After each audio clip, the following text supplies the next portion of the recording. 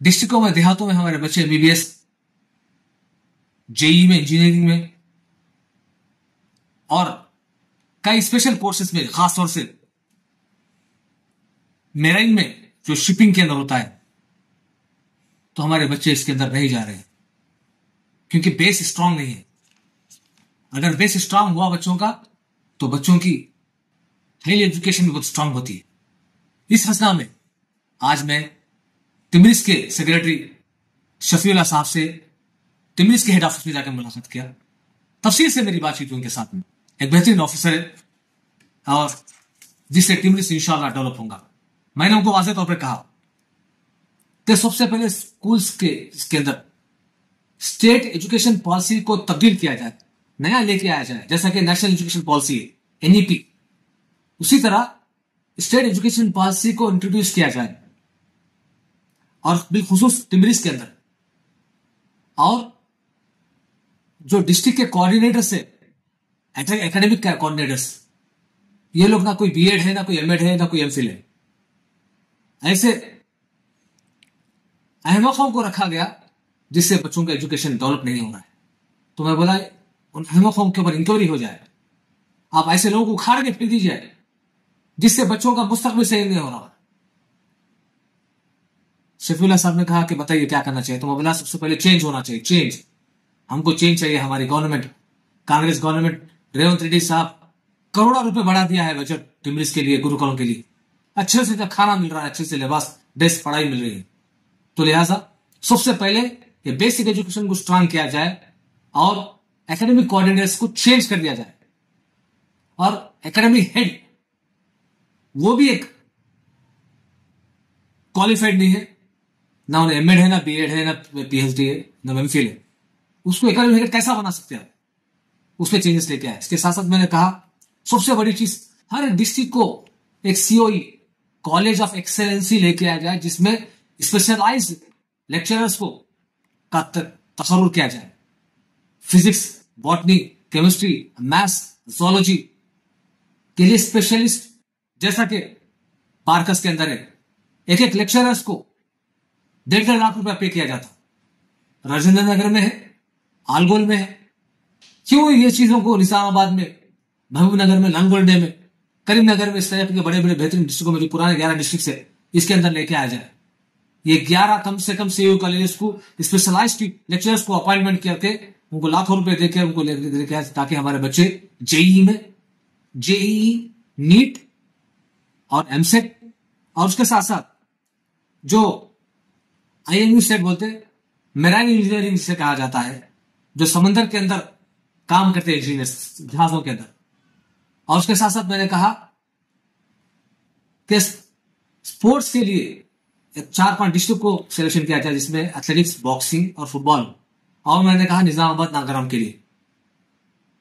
तो हमको चाहिए इस चीज पे तवज्जो दी जाए।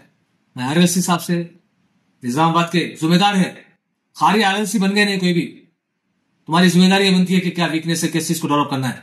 सालों साल से खाली आरएलसी बन के हुकूमत के पैसे खर्चा हो रहे हैं बच्चों के ऊपर। जिम्मेदारी क्या बनती है तुम्हारी? खामोश बैठा नहीं जाएगा। अगर आरएलसी कोई भी डिस्ट्रिक्ट आरएलसी गलत काम करेगा तो उस पर एक्शन लेने की कोशिश करेंगे हम। कांग्रेस गवर्नमेंट खर्चा, करोड़ों रुपए खर्चा करे, खाली कोई भी हुकूमत है तो बच्चों पे माइनॉरिटीज पे खर्चा किया जा रहा है। अगर लेक्चर्स कोई अपना जस्टिफाई नहीं करते वर्क को, उस पर एक्शन लिया जाए। मैं इस बात को शफीउल्लाह साहब के सामने वाज़ेह तौर पर रखा। शफीउल्लाह साहब ने कहा कल मेरी मीटिंग है, वीडियो तो उसके साथ मैं वीडियो कॉल के अंदर ऑनलाइन होऊंगा, उसमें मैं बात करूंगा लेक्चरर से और आपसे भी बैठ के तफसील से बात करूंगा। मैं चीजों को नोट करता हूं कैसे सर, डेफिनेटली हम लोग इसके ऊपर वर्कआउट करेंगे। इसके साथ साथ मैं तमाम पार्टियों के कायदीन को बताता हूं और रिक्वेस्ट करता हूं कि तिमरिस के अंदर एडमिशन नहीं हो रहे माइनॉरिटीज के। भाई ये किसकी जिम्मेदारी बनती है? हमारी कौम का हमको सोचना पड़ेगा ना, हमारी कम्युनिटी का हमको सोचना पड़ेगा ना। तो हमको सोचना चाहिए हमारे बच्चों को वहां पर, हमारे बस्ती के 10-10 साल से मंदिर से तहत मुस्लिम निजामत के अंदर कॉर्पोरेट से, यानी तुम्हारी जिम्मेदारी क्या बनती थी बताइए? कितने बच्चों को एडमिशन दिलाया तुमने? कितने बच्चों को एमबीबीएस कराया? कितने बच्चों को एजुकेशन जॉब्स दिलाया आप लोगों? क्या कौम ऐसे लोगों को वोट डालेगी? मैं कौम से सवाल करता हूं, तुम किस आदमी को चुनोगे जो कौम का काम करता है? किस आदमी को चुनेगा जो कौम के लिए दोस्तों कौम की सही रहबरी करके कौम की जिंदगी, कौम के बच्चों के मुस्तकबिल को सोचेगा, कौम के बच्चों के मुस्तकबिल को सोचेगा? किसको और देगा? ये सबसे बड़ा सवाल है हमारी कौम के ऊपर, मिल्लत इस्लामिया के ऊपर, बड़े लोगों के ऊपर, रिटायर्ड ऑफिसर्स के ऊपर। अगर रिटायर्ड ऑफिसर्स के ऊपर काम नहीं करते तो शर्म आना चाहिए तुम लोगों को, जो कौम का काम नहीं करते, जो इंसानियत का काम नहीं करते। मैं दर्द के साथ आपके सामने दर्दमंदा गुजारिश है तमाम सहाफियों से उर्दू के, तुम जस्टिफाई नहीं करेंगे, मैं तमाम पेपरों को, चाहे वो सियासत हो, इकमात हो, चाहे मुसीफ हो, चाहे रोनुमा धक्कर हो, चाहे लोकल पेपर्स हो, तुमको जस्टिफाई एजुकेशन के तरफ से जस्टिफाई करना होगा। तुमको टिमरिस को जाकर देखना पड़ना होगा, उर्दू का हाल देखना होगा तुमको, ये तुम्हारी जिम्मेदारी है। वरना पेपर आप बंद करके सो जाओ, तुम्हारी जरूरत नहीं हमको। जो कौम का नहीं है वो किसी का नहीं है, जो कौम का नहीं हो सकता तो इंसानियत का क्या हो सकता बताइए? मैं दर्दमंद तरीके से आपसे मुझसे बात कर रहा हूं आपके दरमियान में। मेरी गुजारिश को कबूल करके अपने बच्चों को टिमरिस में एडमिशन दिलाइए। स्टेट के जितने भी टिमरिस स्कूल से, कॉलेज से अपने बच्चों को दाखिला दिलाइए और बच्चों को बेहतरीन एजुकेशन दीजिए। एक एजुकेशन, इल्म एक ऐसी चीज है जो सारे दुनिया को रोशन कर सकती है। अपने इल्म से तुम्हारा एक नाम होगा सारी दुनिया में। आज मुसलमान परेशान, हाल मुसलमान जलील रुसवा हो रहे हैं। अरे जाहिल बनेंगे तो बर्बाद हो जाएंगे। इल्म के ताकत से, इल्म को तो हाथ में लेकर साइंटिस्ट बनेंगे तो लोग तुमको सलाम करेंगे, बेहतरीन डॉक्टर बनेंगे तो इंसान का अदा करेंगे तो तुमको लोग सलाम करेंगे, सारी इंसानियत तुमको सलाम करेंगी। और इस्लाम की भी तबलीग होगी उसके अंदर। यही मेरे अल्लाह के नबी सल्लल्लाहु अलैहि वसल्लम की सुन्नत थी। आप सल्लल्लाहु अलैहि वसल्लम अखलाक से इस्लाम को फैलाया, जंगों से नहीं। तो हमको चाहिए कि मेरे नबी सल्लल्लाहु अलैहि वसल्लम की सुन्नत पे चले, अल्लाह के कुरान और हदीस पे चले, ताकि अल्लाह ताला हम पर उसके न्याय